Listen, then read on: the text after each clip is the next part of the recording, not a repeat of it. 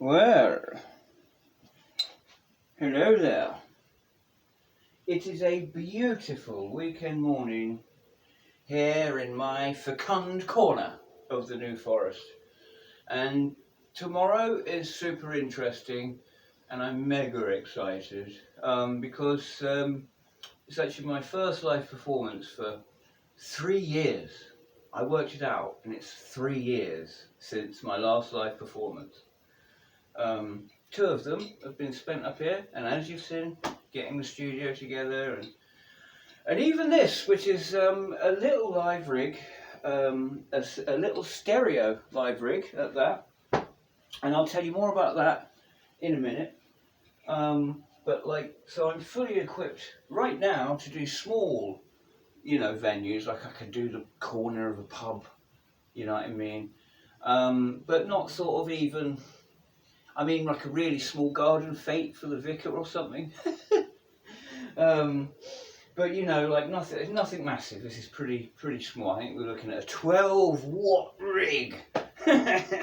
So like literally like 0.006% of like an orbital gig, like at the old 90s raves.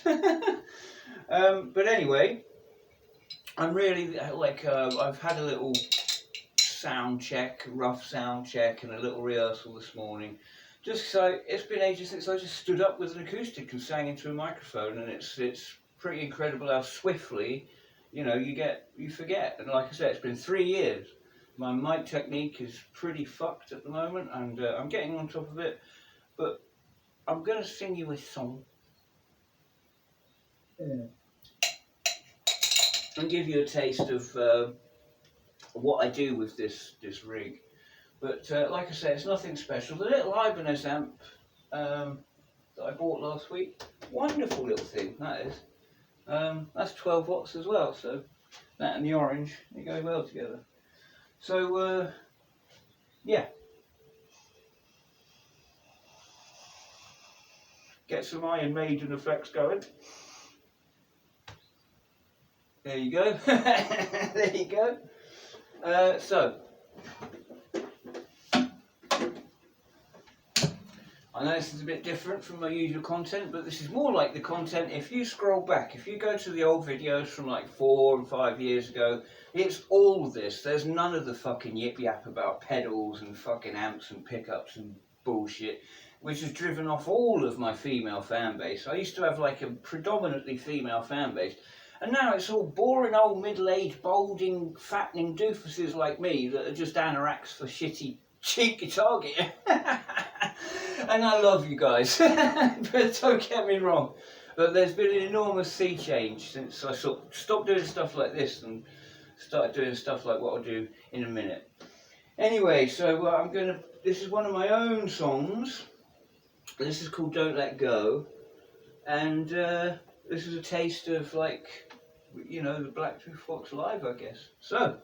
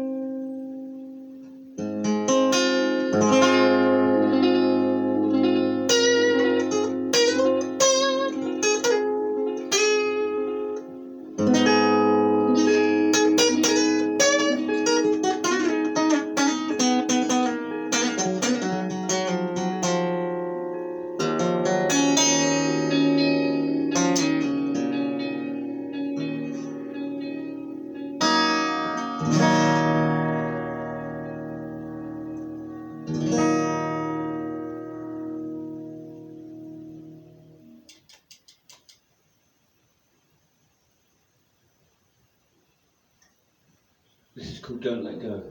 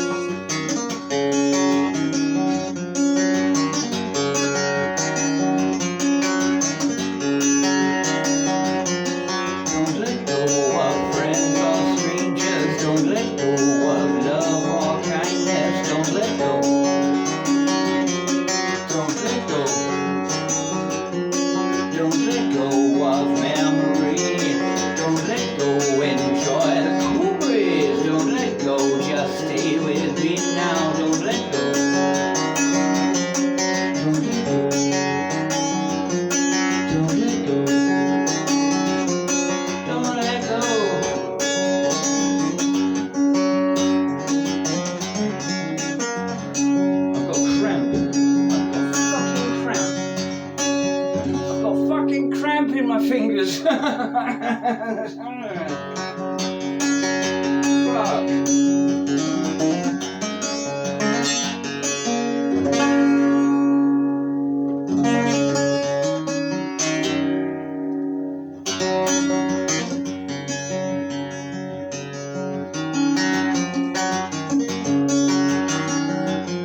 Don't let go of fate line harness. Don't let go of ancient knowledge. Don't let go. Don't let go. Don't let go of friends or strangers. Don't let go of love and kindness. Don't let go. Don't let go. Don't let go of memory. Don't let go. Enjoy the cool breeze. Don't let go. Just stay with me now. Don't let go. Don't let go. Don't let go. Don't let go.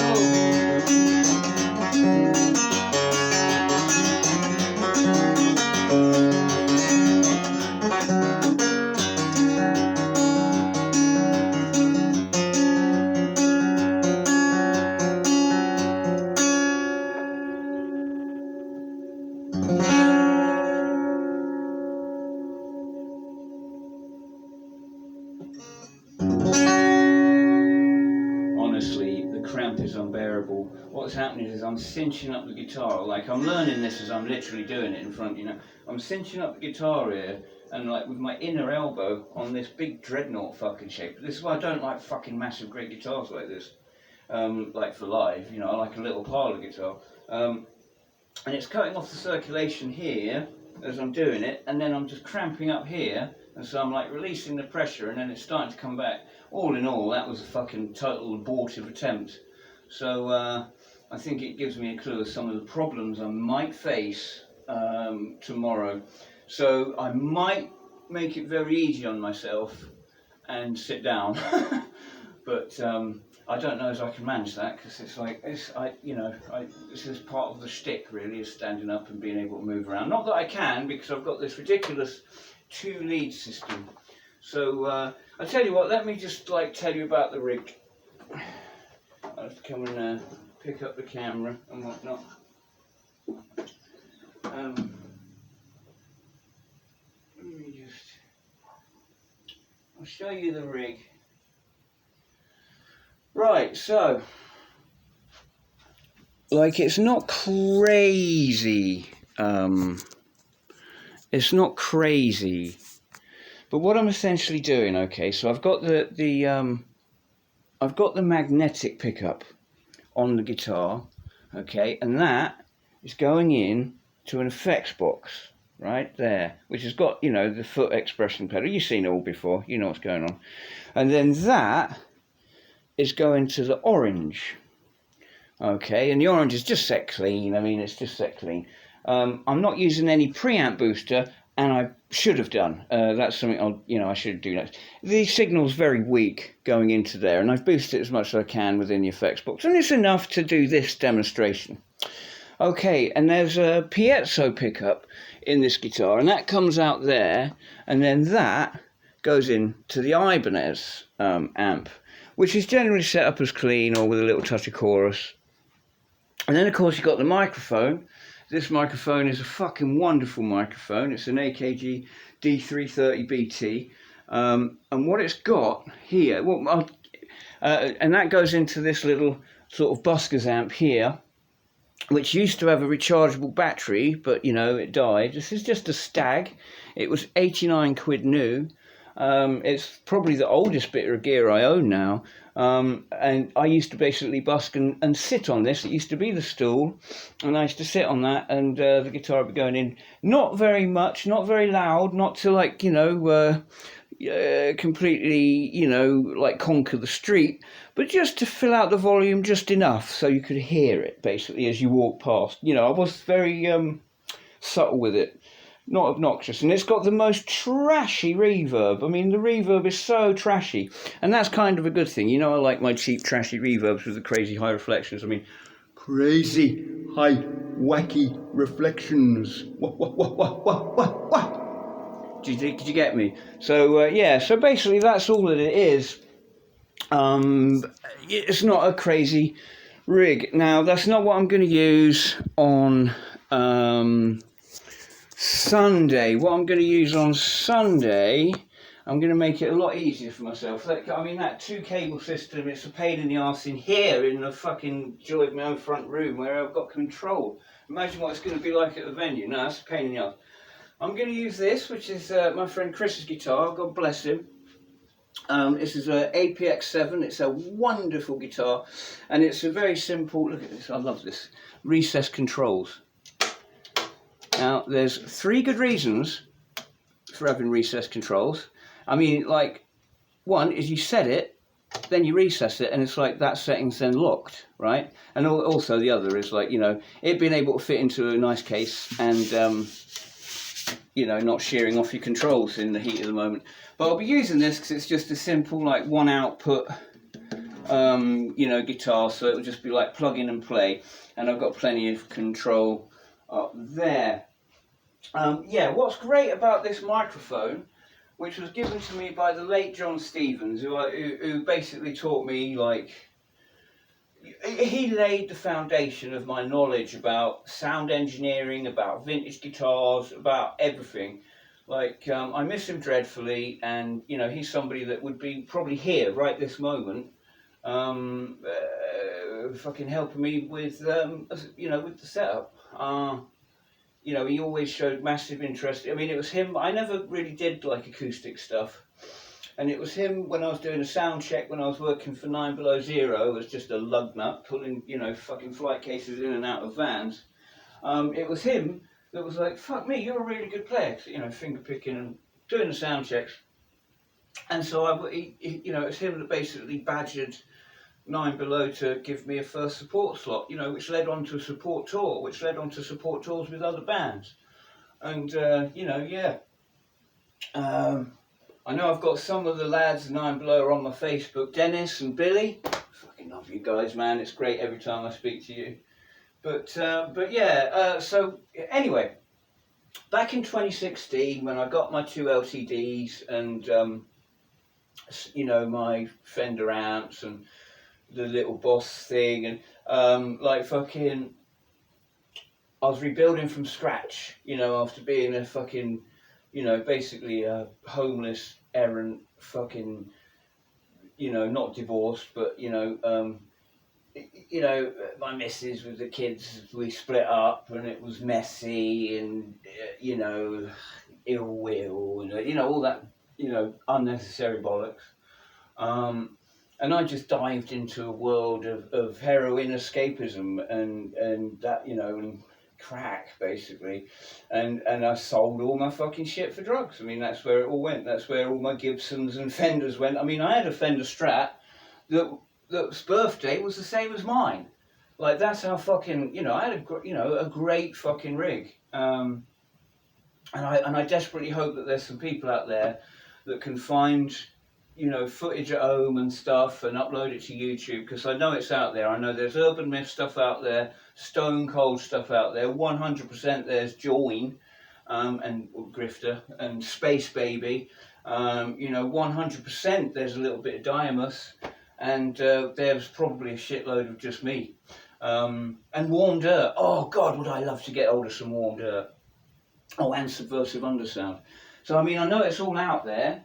So if it could ever be found, like, that'd be wonderful. But anyway, this microphone, right, so I was getting all my shit together and I actually bought a fucking mic stand, right? But I wanted an SM58. I needed a vocal mic, and I had a cheap shit one, which is actually old and is kind of interesting. I'm not going to say good, but kind of interesting. And let's put it this way, I'm keeping it because it's kind of interesting and it's got a specific sound I will no doubt use in the studio. And it has its own special screw-in lead and all this stuff. And so I had a microphone to get started. But I wanted an SM58. And I've said this to John, if you have any second-hand 58s that aren't completely destroyed, you can always replace the cartridge anyway. But, and he was like, he goes, I've actually got a microphone I'll give you, which is as good as a 58, and in fact it's better for your vocals, right? And I was like, oh, thanks, John, cool. And he turned up, and it was this AKG, this D330BT. I've since seen many fucking, like, Ozzy Osbourne used this microphone. I've seen it in a lot of 80s performances being used by, you know, top vocalists. And John's right, it does suit my vocal. He said it'd be better than a 58, and I was sceptical of that. Well, it's the same as a 58, but it's a bit sort of, there's something nicer at the high end. Something, I don't know, more refined at the high end than a 58. But this is the marvellous thing, and I don't know if this is what he meant. I honestly don't know if this is what he meant. I always took it as he meant the characteristic sound of this microphone would suit my vocal. But as time has gone on, I think this is what he meant. I don't know though. Okay, it's got cuts. Okay, it's got 2 cuts for high and low on the microphone itself. Now, when I'm in an open mic night, and in this days of COVID and whatnot, I think a lot more people. Can you hear the cat? The cat's all weird and horny. Come on, cat, come and meet the audience. Can you hear that? Hello? Hello? Here, come here. Oh, okay, meet Athena. This is Athena, and she's a noisy little bugger, isn't she? Huh? Yeah, lick my paw. That's her code for saying I'm poor and I need to borrow 20 quid to buy a Strat. Right. So yeah, so it's got these 2 cut settings. Now, think about that. In an open mic setting in this days of COVID, when people are taking their own microphones anyway and whatnot, well, I started doing that a long time ago because, old fucking PA microphones that have been, like, sucked on by every punk for like 10 years. You don't want to be like rubbing up against that all night and cut your lip on it. Oh my God, it could be end of you. But in that sort of situation where, like, say I turn up to the Havana and, you know, Jez will just let you get on with it and nobody touches your sound at all and it's entirely up to you and you've got no recourse except your own wits. That sort of situation. which is completely made up for by the vibration of the place and the look of the place. Don't get me wrong, the Havana was always 100% my favourite open mic night in Chichester. But it was also the worst. Like, I'm not joking. Technically the worst. Like, they put the least effort into it, and you know, it's like you go to the other ones and like they give you a drink for performing and stuff like that. You know, Parang was always good to me. I like the guy. I work for him, and he's a lovely dude. He always, you know, does what he says he's going to do. And you know, when I come out of hospital and I had an oxygen tank and everything, and I was playing there, you know, he brought me out coffee and whiskey all night, bless him. Yeah, you're very much left up there on their own. So if you're having some kind of issue with the vocals, being able to cut the low or the high in 2 steps, like a little bit or a load, isn't that amazing? It gives you like, so you've got recourse to sort of emergency measures if your sound is fucking up on stage and you've got no engineer because it's an open mic night and it's somewhere like what I just described where nobody's paying attention to what you're doing, nobody's giving you the slightest bit of help with the sound, so you can just go beep beep and you can do something. You can try it anyway, like, you know, bass feedback, certainly you can roll that right off, like it's brilliant. Anyway, that was just a little look at what I'm up to, and like I say, I'm really looking forward to it tomorrow. I will do my utmost to video it, and hopefully you'll see some of it. And also, you've never seen my front room before, hope you like it. Any questions, load it in the comments, help my algorithm. I'm like this close to 200 subscribers, so like sign in on your grandma's account when she ain't looking and sub up.